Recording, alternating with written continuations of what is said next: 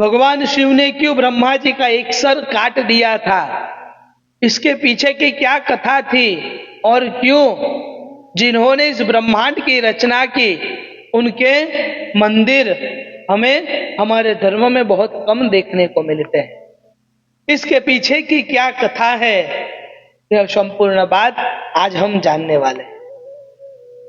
कहते हैं कि ब्रह्मा जी कि जिन्हें हमारी सृष्टि के रचयिता के रूप में माना जाता है, कि जिन्होंने इस संसार में सभी की रचना की, पर हम जब हमारे धर्म में देखते हैं तो हमें सभी देवताओं के मंदिर देखने को मिलते हैं। यहाँ तक कि कई कई जगह पर तो यमराज के भी मंदिर हमें देखने को मिल जाते हैं, पर ब्रह्मा जी के एक दो या फिर तीन बहुत ही कम मंदिर हमें देखने को मिलते हैं। क्यों हमें ब्रह्मा जी के पूजा करने को नहीं मिल सकता है, इसके पीछे की कथा यह है कि जब ब्रह्मा जी सृष्टि की रचना कर रहे थे उस समय उन्होंने एक स्त्री की रचना की थी।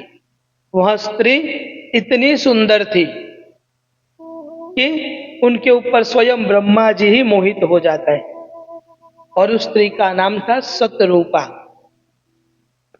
जब ब्रह्मा जी उस स्त्री के ऊपर मोहित हो जाते हैं तो वह स्त्री ब्रह्मा जी की नजर से दूर भागने लगती है, पर ब्रह्मा जी की नजर से वह बच नहीं पाती। यहां तक कहा जाता है कि जो सतरूपा थी उसके पास यह एक शक्ति थी कि वह अपने रूप को किसी भी जानवर के रूप में बदल सकती थी।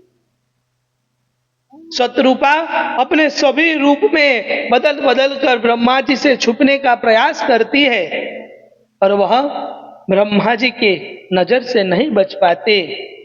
वह सोचती है कि ब्रह्मा जी के अगर मैं आकाश के ऊपर चली जाऊं तो ब्रह्मा जी नहीं देख सकेंगे, क्योंकि ब्रह्मा जी के चार ही मुख है। पर जैसे ही वह आकाश की ओर जाती है, ब्रह्मा जी अपना पांचवा सिर भी बाहर निकाल देते हैं ऊपर की तरफ, और यह करते करते कितने समय बीत जाते हैं पर ब्रह्मा जी की नजर उससे हटती नहीं। इसलिए जब भगवान शिव को यह बात पता चलती है कि ब्रह्मा जी अपने ही पुत्र के ऊपर कुदृष्टि डाल रहे हैं, तो यह बात सुनकर भगवान शिव अतिशय क्रोध में आ जाते हैं, और वह ब्रह्मा जी का जो पांचवा सिर था उस पांचवें सिर को काट डालते हैं। बाद में ब्रह्मा जी को अपनी भूल का अनुभव हो जाता है। और दूसरी कथा यह है कि जब भगवान शिव शिवलिंग के रूप में प्रकट होते हैं उस समय भगवान विष्णु और ब्रह्मा जी दोनों एक दूसरे के साथ बहस कर रहे थे कि हम में से बड़ा कौन है, और उसी समय भगवान शिव अपने शिवलिंग के रूप में प्रकट हो जाते हैं। वह स्तंभ इतना बड़ा हो जाता है कि एक जगह से हमें उसका अंत नहीं दिखाई देता। तब ब्रह्मा जी और विष्णु जी यह निश्चित करते हैं कि जो भी इस स्तंभ का अंतिम भाग जो सबसे पहले खोजकर यहाँ पर वापस आ जाएगा वह सबसे बड़ा देव माना जाएगा। इसलिए दोनों देव अलग अलग तरफ निकल जाते हैं।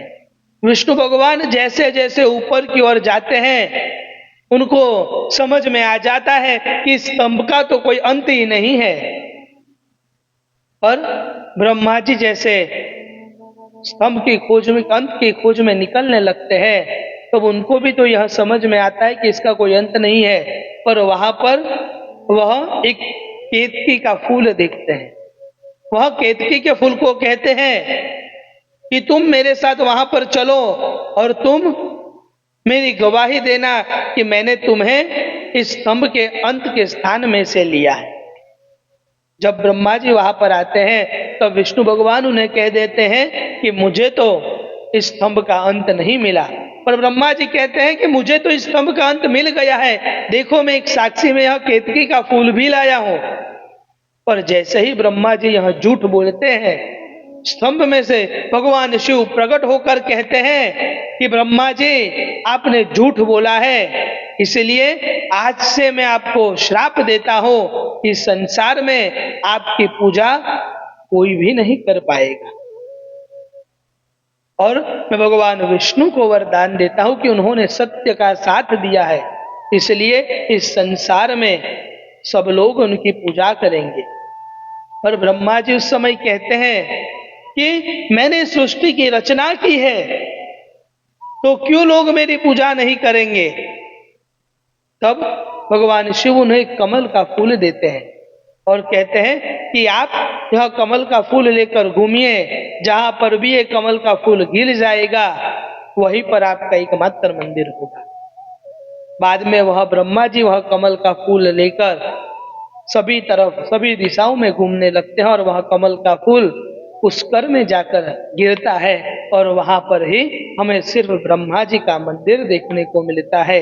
यह दो कथा के कारण हमारे धर्म में सभी व्यक्ति ब्रह्मा जी की पूजा नहीं कर सकते, सिर्फ बहुत ही कम जगह पर उनकी पूजा का क्रम हमें देखने को मिलता है।